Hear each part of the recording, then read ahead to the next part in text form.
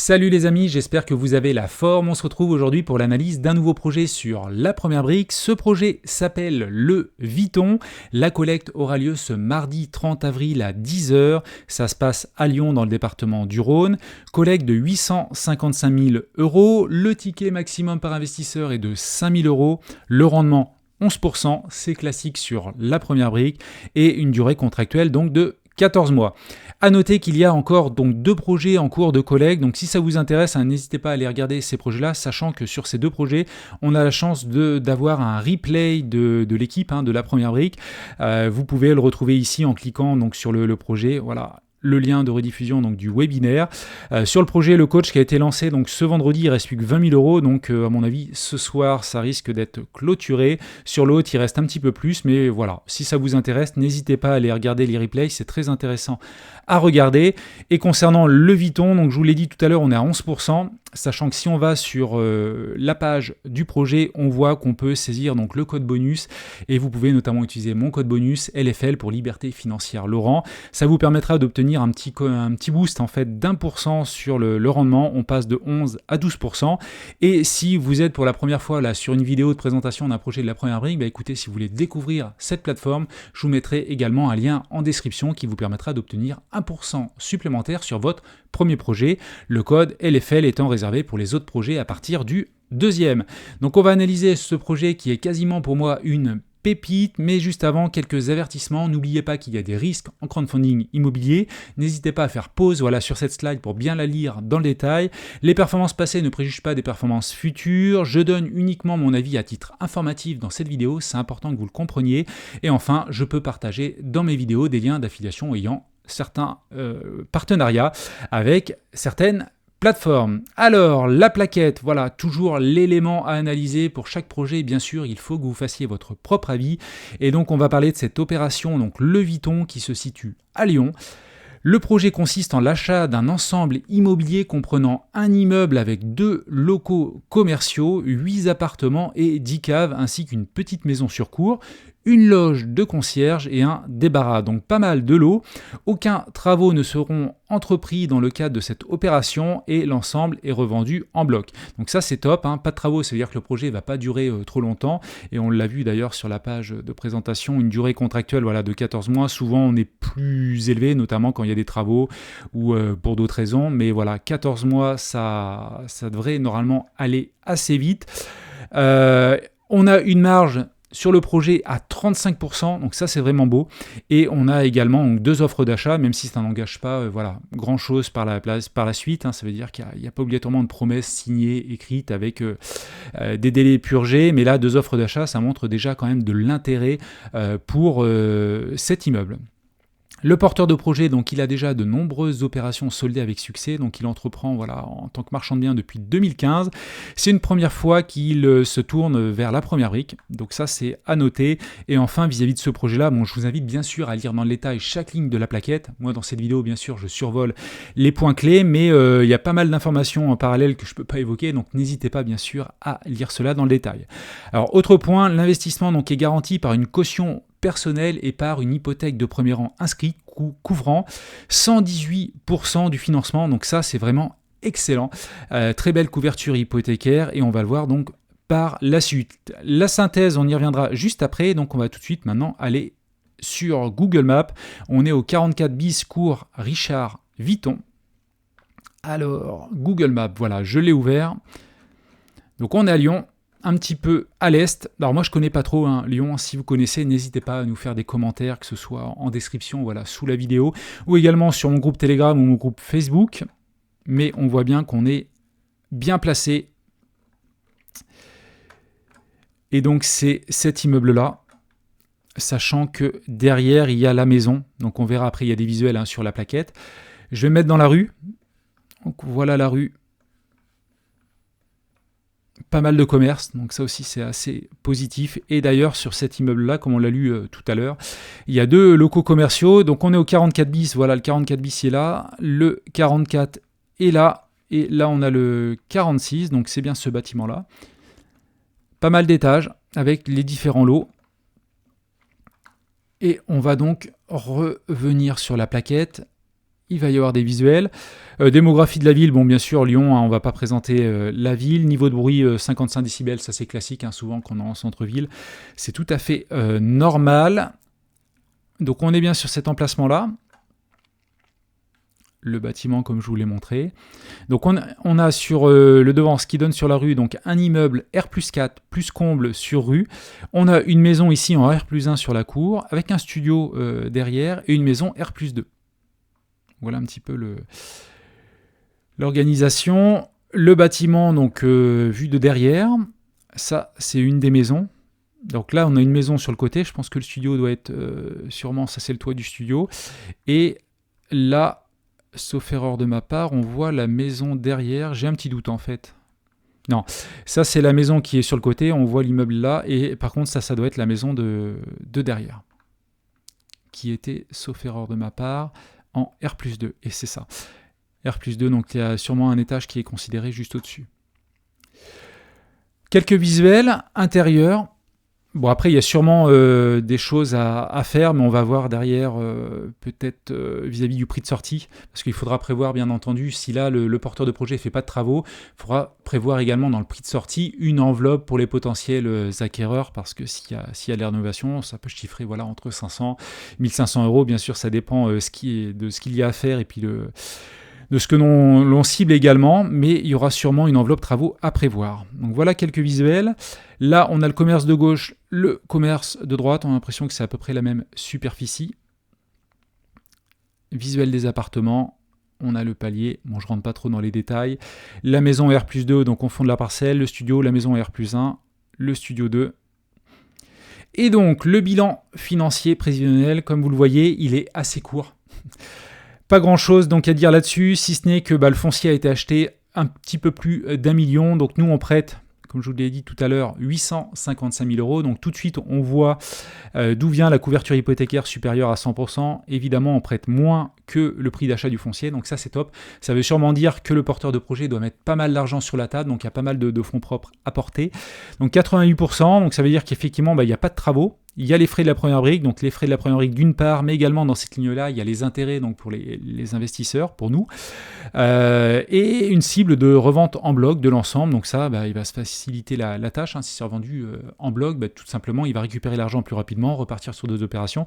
Effectivement, pour un marchand de biens, le fait d'immobiliser ses fonds propres sur une durée la plus courte possible et récupérer du cash, c'est important parce qu'on sait très bien que les marchands de biens ont toujours besoin de liquidité pour multiplier les projets parce que c'est leur travail. Donc on a une marge avant impôt donc de 35%, ça c'est énorme, hein. C'est assez rare d'avoir des marges supérieures à 30%, donc ça c'est top. Et un prix de sortie donc de 2000 euros le mètre carré, un petit peu moins, sachant que le prix d'acquisition on était à 1100 euros. Donc tout ça c'est très positif, très belle couverture hypothécaire, vente en bloc donc 1,8 million, donc ça on va creuser un petit peu par rapport au prix au mètre carré. Et on a une belle marge, 35%, ça veut dire que même si le porteur de projet n'arrive pas à vendre, il pourra baisser un petit peu et ça c'est vraiment top. Côté foncier, donc on en a parlé, là il y a une description à nouveau des différents lots, pas de travaux sur ce projet-là, donc ça c'est bien. Et c'est aussi pour cette raison-là que la durée du projet va être plus courte par rapport à d'autres projets que l'on peut voir sur la première brique ou d'autres plateformes. Évidemment, quand il y a des travaux, ça met plus de temps. Pas d'urbanisme, donc ça aussi c'est bien. Et puis on a quelques éléments là parce qu'on a deux offres, hein, même si ce n'est pas des promesses signées avec les conditions suspensives levées. On peut lire quand même qu'une des deux offres a été au prix d'1 800 000 euros, tandis que la seconde porte uniquement sur l'ensemble immobilier, excluant les deux locaux commerciaux. Donc la première, 1,8 million, ça comprend tout. Et la deuxième, sans les locaux commerciaux, elle est à 1,6 million. Donc deux offres confèrent à notre porteur de projet deux pistes différentes pour maximiser les chances de sortie.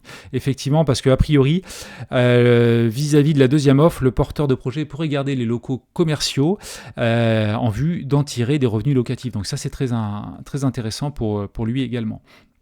Alors, vis-à-vis du prix de sortie, donc comme je vous l'ai dit tout à l'heure, prix de sortie du projet, 2 000 euros. Le prix moyen du marché, 5 000 euros. Donc ça, c'est sur Lyon. On va ouvrir meilleur agent, je l'ai ouvert ici. Voilà. Plus appartements, alors on peut regarder maison, hein, il y a un mix entre les deux. Là ils mettent 4009, on voit que les appartements on est à 4006 en moyenne, les maisons un petit peu plus haut. Donc on est dans le prix moyen du marché.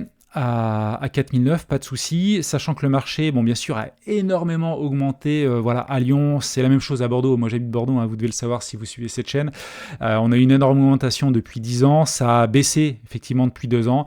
Néanmoins, ça commence à se stabiliser, enfin du moins sur Bordeaux. Lyon, je connais un petit peu moins l'état du marché, mais voilà, on a vu qu'il y a eu de grosses baisses, surtout il y a 2 ans. Ça s'est assaini, et puis bon, je pense qu'il y aura peut-être encore quelques pourcents à la baisse, mais c'est en train de se stabiliser, à mon avis. Donc voilà.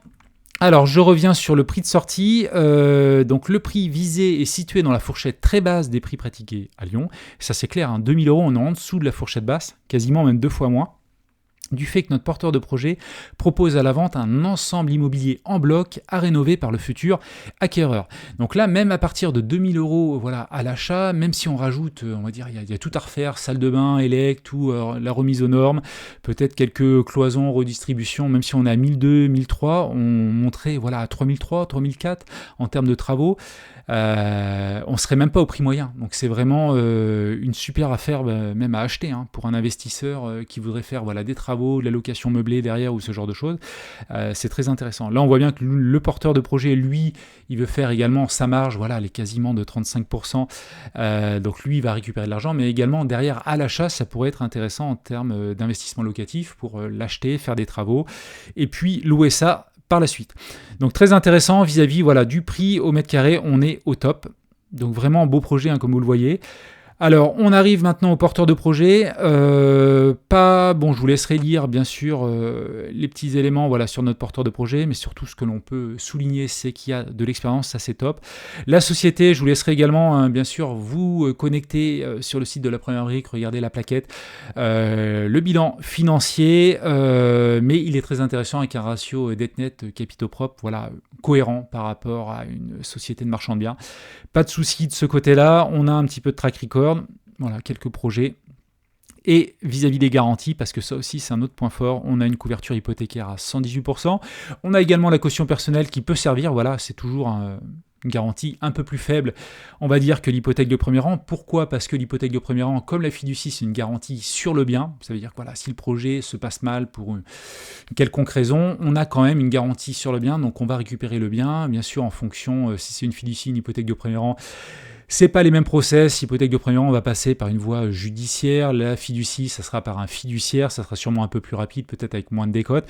Mais quoi qu'il en soit, dans les deux cas, on a une garantie sur le bien. C'est-à-dire qu'on récupère le bien, on va le revendre et on va sûrement pouvoir récupérer une bonne partie, voilà, de notre capital. Si ce n'est notre capital, peut-être une partie des intérêts.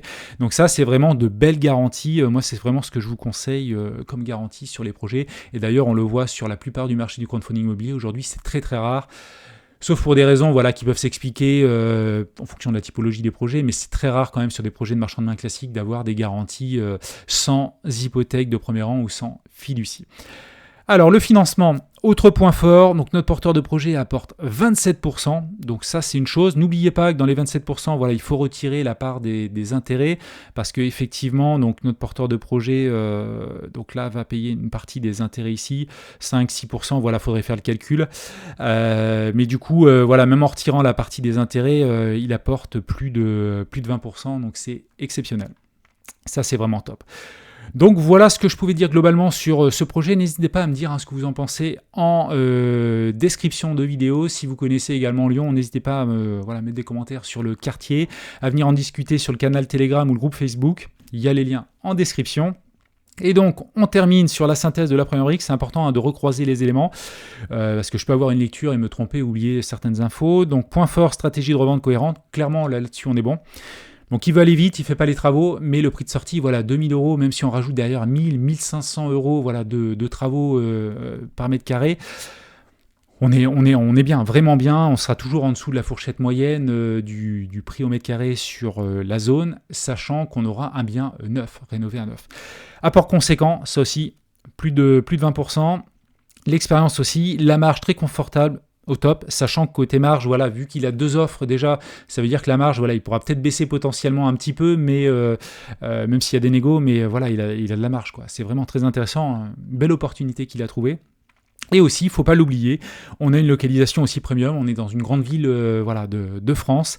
On n'est pas au fin fond dans une petite commune de 1000 habitants où des fois il peut y avoir un petit peu plus de doutes. Là, il y aura de la demande pour quelqu'un qui achète l'immeuble, qui veut louer derrière. Il faut toujours se poser ces questions-là. Comment exploiter le bien? Il y aura obligatoirement voilà, des demandes de location sur Lyon. Voilà, si on propose un bien de qualité, à un loyer raisonnable, il n'y a pas de souci là-dessus. Désolé. Point faible, absence de préco. Alors effectivement, la préco, voilà, je préfère voir ses points forts. Effectivement, on n'a pas de préco, pas de promesse signée. Normalement, on a quand même 2 offres reçues. C'est quand même pas mal sur ce projet-là, mais surtout, ce qui est cohérent, c'est qu'on a une belle marge et surtout un prix au mètre carré de sortie qui est vraiment bas. Donc pas de souci là-dessus. Et voilà, projet très positif qui est quasiment pour moi et qui est une pépite. Donc je vais investir et puis ça reste mon avis, bien sûr. N'hésitez pas à vous faire votre propre avis également. Si vous avez des questions, bien sûr, vous pouvez les poser en commentaire ou tout simplement solliciter la première brique par leur support. Il n'y a pas de souci, ils sont très réactifs. Et puis moi, je vous dis à une prochaine pour une nouvelle vidéo. Ciao!